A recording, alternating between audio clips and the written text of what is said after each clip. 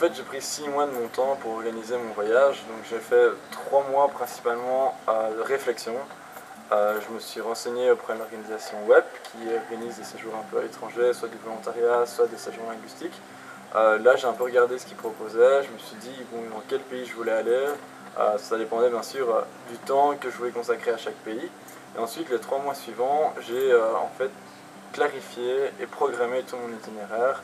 C'est-à-dire que j'ai booké mes programmes, les endroits où je voulais aller et le temps que je voulais aller, pas en fonction des destinations que je visais, quoi.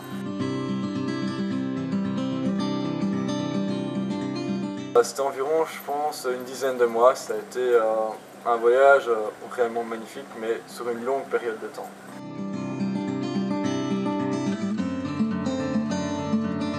En fait, j'ai commencé mon voyage par 2 mois en Thaïlande. La Thaïlande, j'ai fait un mois de volontariat et un mois, on va dire, d'introduction à la culture thaï.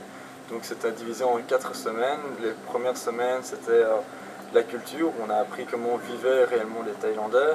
Ensuite, j'ai été dans un monastère avec des moines, où ça pendant 4 jours. C'est assez différent de ce qu'on pourrait vivre tous les jours. C'est des réveils très tôt, on peut coucher assez tard. On est principalement focalisé sur la prière et la réflexion personnelle.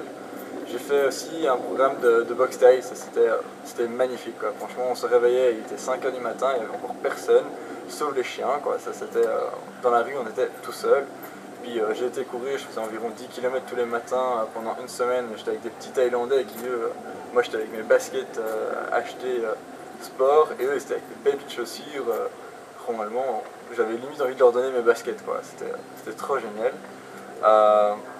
Ensuite, j'ai fait une semaine de trekking dans la jungle.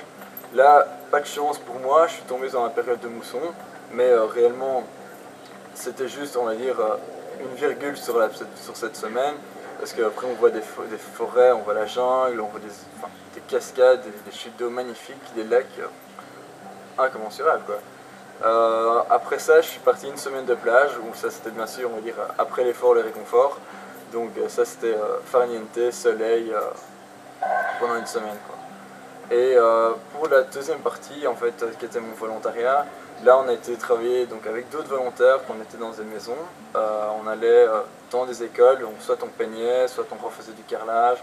Donc ça c'était principalement le matin, et l'après-midi on jouait au foot avec les enfants. Ou je sais que par exemple les filles, eux, pour les jeunes demoiselles thaïlandaises, elles leur apprenaient soit à faire des tresses, d'autres activités on va dire plus féminines, quoi. Après ça, après la Thaïlande, je suis parti voyager par moi-même. Donc là j'ai été en Chine, j'ai vu en gros la grande muraille de Chine, la cité interdite, quelque chose de magnifique de nouveau. Après la Chine, où je suis resté environ un mois, je me suis dirigé vers l'Australie, donc je suis descendu plus bas. Et là l'Australie, je suis environ resté 3 mois. En Australie, j'ai fait un premier mois où j'ai fait principalement, on va dire, des cours de langue, parce que voilà, mon anglais, je pouvais le parler, mais j'avais besoin de savoir aussi l'écrire et de pouvoir le pratiquer. Donc à ce moment-là, j'ai suivi des cours dans une école avec des professeurs et des autres étudiants tous les matins, entre 8 h et 13 h si je ne me trompe pas, plus 2 h l'après-midi. Puis il y avait des activités organisées par l'école, tout ce genre de choses. Et à ce moment-là, on rencontre plein de monde, on fait plein de rencontres. Les week-ends, on est souvent entre copains, soit on prenait un van, on prenait le bus, on allait 5 h au-dessus de Sydney, 5 h en dessous de Sydney, on allait voyager. Après ces cours, moi je me suis dirigé plus vers de nouveau un voyage libre. Donc c'est-à-dire que j'ai pris un avion, je suis monté dans le nord de l'Australie, à Cairns. Et à Cairns, je me suis dit, bon bah, autant faire toute la East Coast et on va descendre tout ça en bus, tout seul. Donc j'avais juste un bouquin et j'ai booké mes trajets en bus d'endroit en endroit, et je bien précifié dans ce que je voulais faire moi-même, les endroits que je voulais voir et ceux que je voulais visiter, quoi. Après l'Australie, je me suis dirigé vers l'American Dream, juste les États-Unis, mais là pas pour voyager, mais plus pour travailler et me rendre utile. Mais j'ai été travailler dans les chantiers nature. C'est quelque chose qui personnellement a été une grosse étape dans mon voyage. C'est-à-dire qu'on se retrouvait entre jeunes dans des maisons, donc on était environ 15 dans une maison, on se gérait soi-même, et après on partait en projet, donc souvent le mercredi pour une période de 8 jours, Et là on dormait sous tente, on était sous tente avec notre nourriture et on travaillait la journée. Souvent on se réveillait assez tôt, vers 6 h du matin, mais on allait se coucher aussi vers 8 h du soir parce qu'on était fatigué de notre journée, quoi. On travaillait dans des endroits comme le Grand Canyon, le Bryce Canyon, le lac Mojave, le lac Mead, qui sont des parcs nationaux aux États-Unis magnifiques, avec juste du désert, des montagnes, très peu de végétation. Tout ça, c'est pour se retrouver soi-même au milieu de nulle part, quoi. Ça sera pendant une période de 3 mois. Après ça, j'ai été au Guatemala, donc je suis descendu en Amérique du Sud, plutôt en Amérique centrale pour le Guatemala, où là j'ai suivi des cours d'espagnol, mais l'espagnol que je n'avais jamais appris. Donc ça a été principalement des cours avec un seul professeur, où toute la matinée on était en cours, on va dire, assez individuel. Et l'après-midi, l'école organisait en fait des activités, donc on allait soit visiter des monastères, soit visiter un temple, où on faisait un apprentissage à la culture, on va dire, sud-américaine, d'Amérique centrale. Et tout ça en espagnol, donc de nouveau je apprenais l'espagnol, on va dire, beaucoup plus rapidement que si je faisais l'espagnol à l'école, quoi. Et après le Guatemala, je suis parti en voyage libre pour terminer mon voyage par le Pérou, où là j'ai été voir Arequipa, Puno, Cusco, j'ai été voir Machu Picchu, les lignes de Nazca, toutes des choses magnifiques, quoi.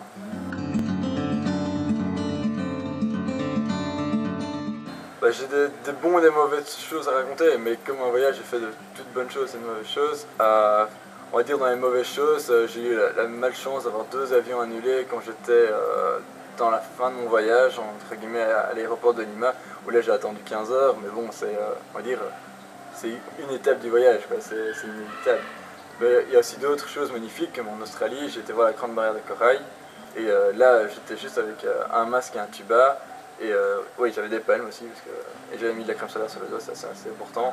Et là j'ai juste nagé au-dessus d'une tortue et j'ai vu des requins à 10 mètres de moi, et des coraux de toutes les couleurs.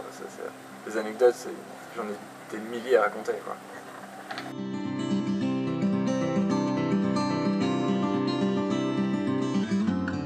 Au point de vue personnel, on va dire, c'est surtout sur soi qu'on apprend. On apprend premièrement à se gérer seul, à savoir vivre seul, à savoir ce qu'on veut faire, on prend ses propres décisions. On a des coups durs, ça je l'admets, à un moment on va se sentir assez seul, avoir pas mal de chagrin. Puis après, ça va vite partir parce qu'on va voir des choses magnifiques et on va rencontrer des gens qui eux aussi sont seuls. Donc en gros, on n'est réellement pas souvent seul. Au début, on doit s'adapter dans un pays comme partout, mais après, on est juste avec d'autres en communion, quoi. Et c'est juste le bonheur, quoi. Il n'y a rien de demandé de plus, on est ensemble, quoi.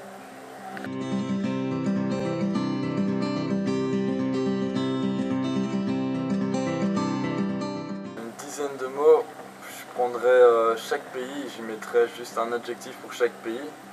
La Thaïlande, je dirais culturelle. La Chine, je dirais grandeur, tellement c'est grand, on fait des choses énormes.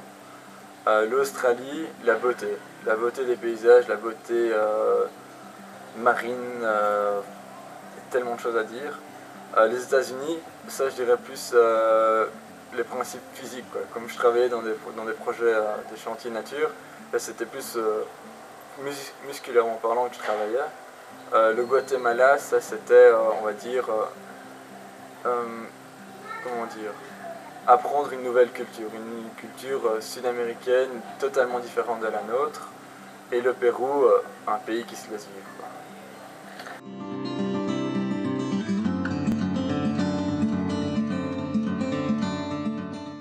Je dirais la Grande Barrière de Corail, qui est quelque chose de magnifique. Pour les États-Unis, je dirais le Grand Canyon. C'est juste grandiose. Pour le Guatemala, ça c'est plus culture humaine qui a été marquant. Pour la Chine, c'est la Grande Muraille de Chine.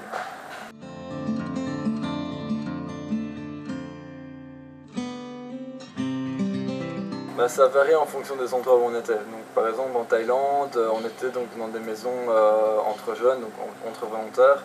Donc là, notre coût était, on va dire, principalement que le week-end, si on allait sur Bangkok par exemple, ou si on allait voir sur des chutes d'eau, ça c'était principalement le coût touristique en fait, qui est réellement nos dépenses principales. L'Australie, avoir une idée de budget, je dirais qu'on peut manger pour entre 5 et 10 dollars par jour et se loger dans des backpacks, ça nous coûte allez, 15 voire 20 dollars, donc 20-25 euros par jour en argent de poche à dépenser. Mais la principale dépense est surtout les activités touristiques qui sont majeures, quoi. Aux États-Unis, par contre, là de nouveau, on était en projet, donc on ne payait rien, on était nourri, logé et blanchi pendant 8 jours. Puis on avait notre temps libre, donc à ce moment-là, on louait une voiture entre amis, on allait visiter, on allait à Los Angeles, on pouvait aller un peu partout, San Diego, tout ça pour voyager. C'est principalement le coût touristique qui est important. Sinon, maximum 25 dollars par jour, quoi.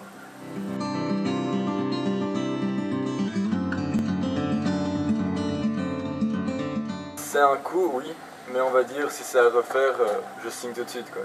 C'est quelque chose on peut pas souvent faire dans sa vie et réellement c'est que bénéfique, quoi. On apprend sur soi, on voit des choses magnifiques et si j'ai quelque chose à changer, oui, c'est peut-être la destination, je ferai ça, j'irai ailleurs, quoi. Et je le ferai d'office, quoi.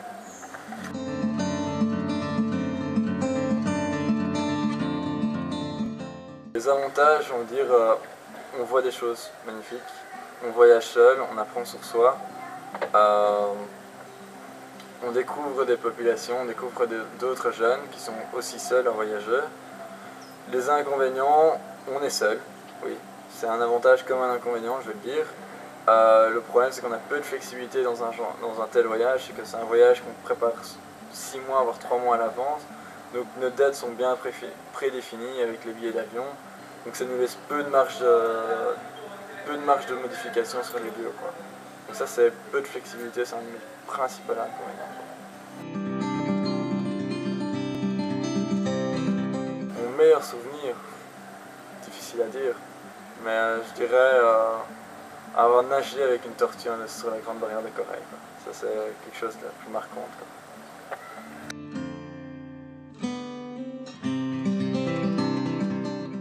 Mes attentes avant de partir, j'étais avec un peu de crainte avant de partir. Je me disais, bon, je vais partir 10 mois tout seul, est-ce que je vais y arriver? Est-ce que je vais pas à un moment pouvoir tout arrêter et rentrer chez moi? Donc ça, on va dire, les attentes, j'en avais un petit peu, ce qui était principalement me connaître moi-même, pouvoir me déconnecter de tout ce que j'avais ici et découvrir ce qu'il y avait ailleurs, tellement, enfin, la Belgique est petite, mais le monde est énorme, quoi. Maintenant, les attentes que j'ai maintenant, c'est plus vraiment des attentes, c'est quelque chose que j'ai appris. Je suis arrivé à me connaître moi-même, je sais ce que je vaux tout seul, je sais ce que je vaux à l'étranger, et je sais ce que je peux faire plus tard et jusqu'où je peux aller, quoi.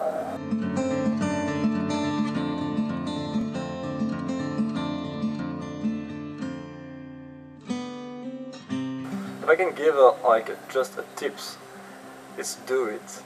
It's something you can do one time in your life. So you are going to learn yourself, you are going to learn people, just understand people, understand other culture. And also traveling around the world is just amazing. You just see something you'll never see again, maybe. And also it's just beautiful thing that you can do.